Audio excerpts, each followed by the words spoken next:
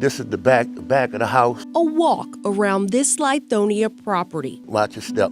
is a somber stroll down memory lane for Trayvon Brown. It's very emotional. I had a lot of memories, About 2 decades worth, a family home his 69-year-old Uncle Evans Lee Jr. owned. Now, the family ownership is gone, and so is Uncle Evans Lee Jr. Every time I come here, I just want to cry, bust down and cry because he gone. That's the only person I had left in my life. Although Evans died in 2022, the case of alleged fraud only just began to unravel. I would like to see Mr. Watson prosecuted to the full extent. He's talking about Randy Watson. The family filed a police report against the 43-year-old who submitted paperwork in probate court days after Uncle Evans Lee Jr. died. Randy sought to inherit whatever assets remained.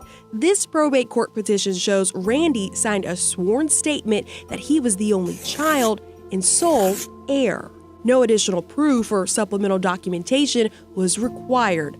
As a result, the probate judge appointed Randy Watson the administrator of the estate. Randy gained access to everything his father, Evans Lee Jr., left behind. Just one problem. Evans Lee was not his father. In fact, Evans Lee was no father at all. He had no kids, which means Randy Watson is not his son. Not even close. Who is he to Mr. Evans? He's not related to him. A certified DNA test proved it. The results show Randy is not even a family member, that there is a 0.00% chance the late Evans Lee Jr. was his dad. This was a court-ordered paternity test, which only came after the True family got wind someone filed probate paperwork on their uncle's estate before they could. Trayvon and his wife learned about it once they tried to file their own probate paperwork. After more than a year of waiting, a judge ruled in favor of Trayvon and his family, citing there was neither evidence to prove paternity nor documentation that Randy had a right to inherit anything. By the time it was proven Randy was not the so-called sole heir, and the judge ordered everything to be turned back over to the True family, it was too late. There was never an opportunity to go in the home, clean the home out, none of that. Cleared it all out. Cleared it all out. The DeKalb County home itself foreclosed and auctioned off. Most of the belongings and sentimental items gone too. None of it as valuable as Uncle Evans Lee himself. An urn with his ashes also nowhere to be found. When officers asked, Randy told police he'd been robbed of all the items, the valuables, the money, and even Evans Lee's ashes, according to this police report. An allegation the family does not believe. Atlanta News First Investigates discovered receipt records from a local disposal company in the time period Randy had access to the home. The receipts revealed items were moved from the Lithonia property at least twice last year, more than 60,000 pounds worth. The most unbelievable matter for the family begins here. Trayvon maintains his uncle was adamantly against cremation, that he wanted to be buried alongside his wife. But he was cremated. Yeah. And whose decision was that? Randy Watson.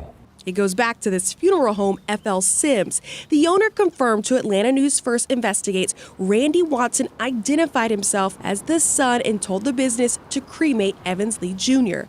The funeral home did not require proof of kinship or an ID or any other documentation. They simply took his word for it. Is the attorney here, the director here? No one's here. When asked to talk about this case and its policies, the funeral home would not interview with us. There is no Georgia law that requires a funeral home to confirm if someone is truly next of kin. And because Evans Lee died while in hospice, the funeral home was tasked with completing the death certificate. Based on the information they say Randy provided to them, they filled in the death certificate, a document now riddled with false information. Decedent's son, Randy. Wrong. Again, Evans Jr. had no children. Decedent's birthplace, Nebraska. Wrong. Evans Jr. was a Louisiana native. Decedent's father's name, unknown. Wrong. Evans Lee was a junior, meaning his father shared the same name. Because ain't nowhere in the world you could just let anybody come in your establishment and say, hey, I am the next of kin, without even checking their background and seeing if it's true. Probate attorney James Clifton. I've seen cases that are, absolutely heartbreaking where things like this happen because the person committing fraud, they have no care. Is why the 15-year veteran probate lawyer urges loved ones to secure 3 documents before death: a will, a medical directive, and a financial power of attorney. Since Evans Lee had no will, Clifton notes exploiting the probate process was easier. It feels like it's too little too late. Right. It's unfortunate because that is oftentimes the result, is that the bad actor receives the funds, by selling the property or whatever, and then it's gone. They spend it. He argues cases like these Criminal infractions, if it can be proven, should be criminally prosecuted. And it's hard even being on the property right now, just looking at it.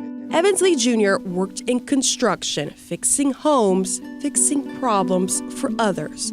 His family hopes to fix this for him. Uncle Lee was a good man. He did a lot of things for a lot of people. Lots of people.